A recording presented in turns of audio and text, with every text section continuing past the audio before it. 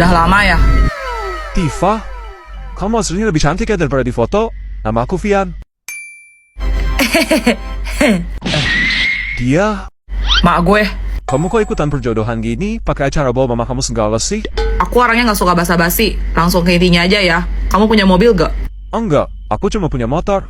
Maaf Ian, tapi gue gak bisa. Panas kepanasan, hujan kehujanan. Hei Tifa, kamu udah kacak macam tuh. Dia punya kendaraan saja sudah bagus. Kau tuh mati kali.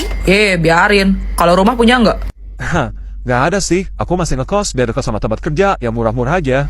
Aduh, nanti kalau udah ada anak, gak mungkin dong tinggal sempit-sempitan. Hai ya Tifa, rumah kita kan ada dua. Satu punya kau, satu punya mama. Bukan masalah besar lah itu. Lagi pula, uang tuh tak gampang dicari. Buat apa kau buang-buang beli rumah lagi? Gaji kamu sebulannya berapa? Cuma UMR Jakarta sih. Dilihat dari penampilan kamu, kayaknya gaji kamu lebih gede. Tapi, kalau udah nikah, aku bakal kasih semua gaji aku ke istri aku, biar dia yang pegang. Terus nanti kalau udah punya anak, dan istri aku masih mau ngejar karirnya, aku bersedia kok kerja sambil ngasuh anak dan bantu beberes rumah. Selama istri aku bahagia. Tifa, dia tuh jujur kali loh. Jarang mama jumpa lelaki begitu. Sudah, pilih dia saja. Hai. Selamat menempuh hidup baru ya, Ma. Woi, jam kosong nih, main yuk. Yang rasa pintar boleh merapat. Mana? Ih, kepo deh kamu Juliet, kayak bisa aja. Nih, bulan Januari beli sapu, bulan April beli ember, bulan Juli beli tang, bulan September beli apa? Hah, apa ya? Cluenya. Angka pada bulan. Kok nggak ada yang nyambung sih? Pusing jadinya. Beli apa sakit kepala apa? Salah. Kain kafan. Salah. Maksudnya, Mimi mau beli kain kafan buat kamu, Tifa. Sini loh, aku pakai biar jadi pocong buat sekalian. Sabar, Tifa, sabar. Sofa. Beuh, mantap Snow, emang jenius lu. Hah, gimana? Coba jelasin Snow. Cluenya angka pada bulan. Januari bulan keberapa? Satu Snow kayak Mimi yang cuma satu-satunya. April bulan keberapa? Januari, Februari, Maret, April, 4. Juli bulan keberapa? 7 Snow. Jadi September beli. Oh, bulan ke-9, berarti bisa beli apapun huruf depannya S. Ih, apa sih kamu Juliet? Kau cuma kayak gitu doang mah? Gampang. Tadi Mimi cuma kalah cepat aja. Kalau gitu coba jawab nih. Cluenya telat. Yang hadir 1 murid, yang alfa 3 murid, yang absen 2 murid, yang sakit berapa? Ya, peserta pertama silahkan.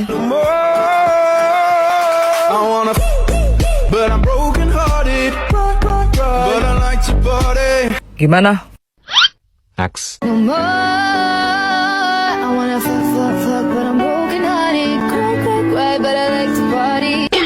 Enggak deh. Next.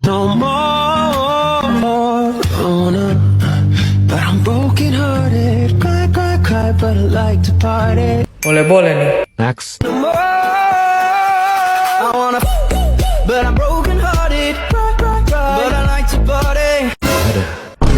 Next. Bagus banget. I wanna love, but I'm broken hearted. Cry, but I like to party. Ih, rambut aku berantakan banget sih. Gak suka. Nih anak kucing silahkan. Makasih. Aduh. Anak kucing sudah sarapan? Belum. Nih cepat kamu makan ya. Tapi, nanti kalau keselak gimana? Ini anak kucing untuk kamu minum. Wala! Sebagai CEO yang baik hati, saya akan memberikan tiket liburan ke Jepang untuk kalian semua. Yes! Gak sabar, Be. Tapi, aku takut ketinggian. Gak suka naik pesawat. Bodoh amat. Ya udah, kalau gitu kita ke Bekasi aja. Pokoknya anak kucing harus selalu aman. Woi. Apa sih? Itu. Tidur terus kamu mau saya pecat. Bangun siluman ubur-ubur, kau tidur terlalu miring.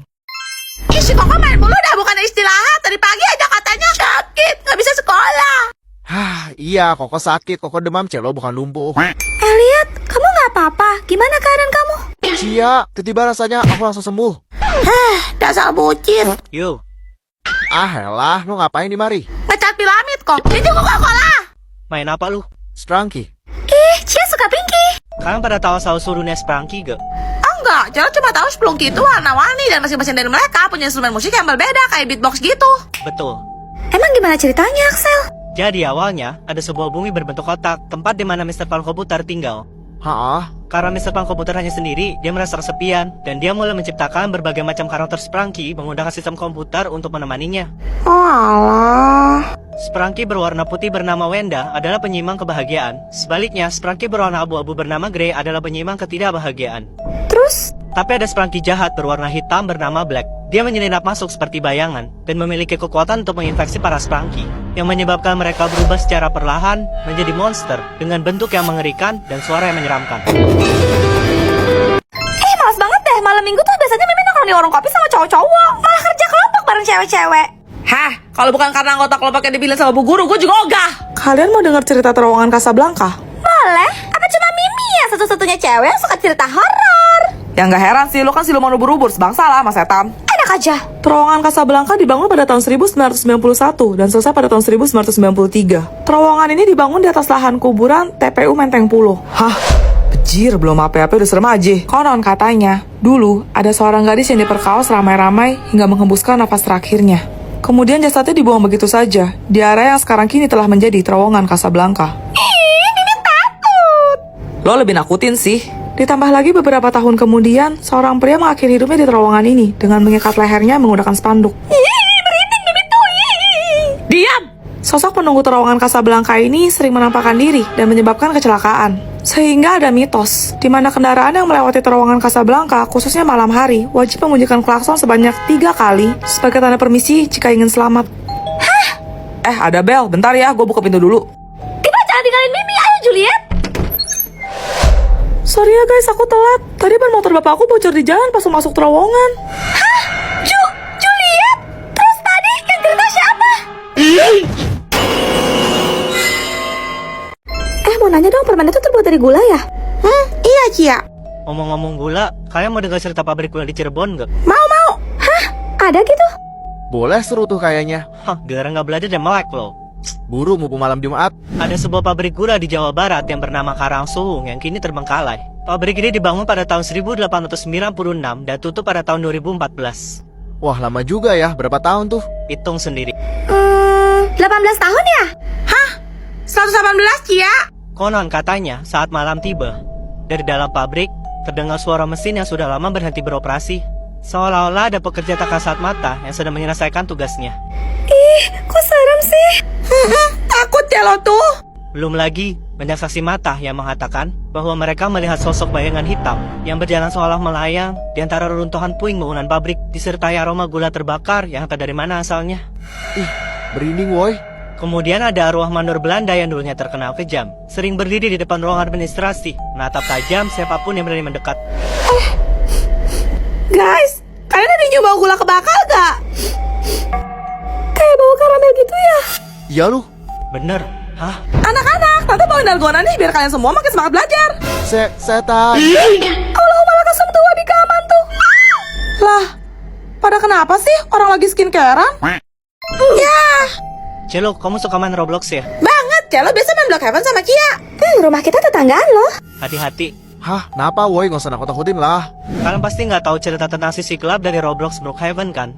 Enggak, emangnya ada ya?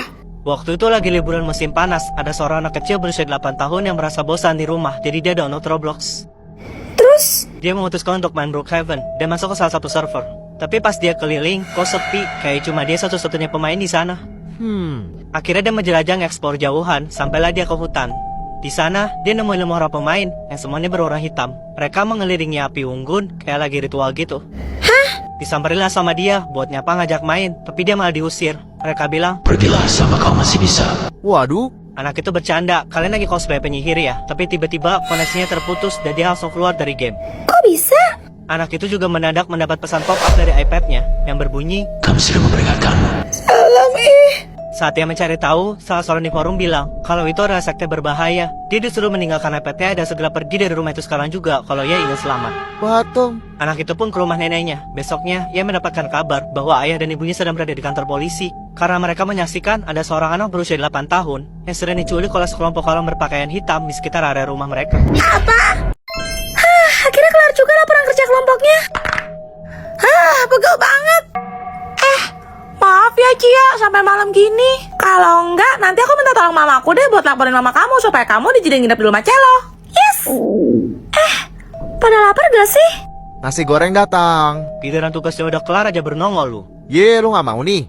Omong-omong nasi goreng, kalian tahu cerita tentang rumah Pondok Indah gak? Kalau nggak salah gosipnya ada penjual nasi goreng tek-tek yang hilang di rumah itu bukan? Hah? Serius? Gerobaknya ditinggal gitu? Mitosnya sih malam itu ada cewek yang mesen, tapi pas abang yang ngantar masuk ke dalam rumah, abangnya nggak pernah keluar lagi. Ada yang bilang rumah itu merupakan kerajaan jin, tempat di mana banyak para makhluk gaib tinggal. Konon tahun 1983, rumah itu sempat dihuni oleh seorang pengusaha berkeluarga negara asing. Namun mereka semua sekeluarga harus tewas secara mengenaskan di tangan perampok. Ya ampun. Menurut desas-desus yang beredar, motifnya adalah persaingan bisnis. Perampokan itu hanyalah kedok untuk menutupi pelaku pembunuh yang sebenarnya. Waduh, Total korbannya mencapai 7 orang, termasuk pembantu dan anak-anak. 7. Banyak juga. Pemilik seterusnya sampai pemilik keempat juga dikabarkan meninggal di rumah itu. Dan salah satunya ada yang tenggelam di kolam renang rumah tersebut. Udah Axel merinding sih ya. Guys, kalian denger gak?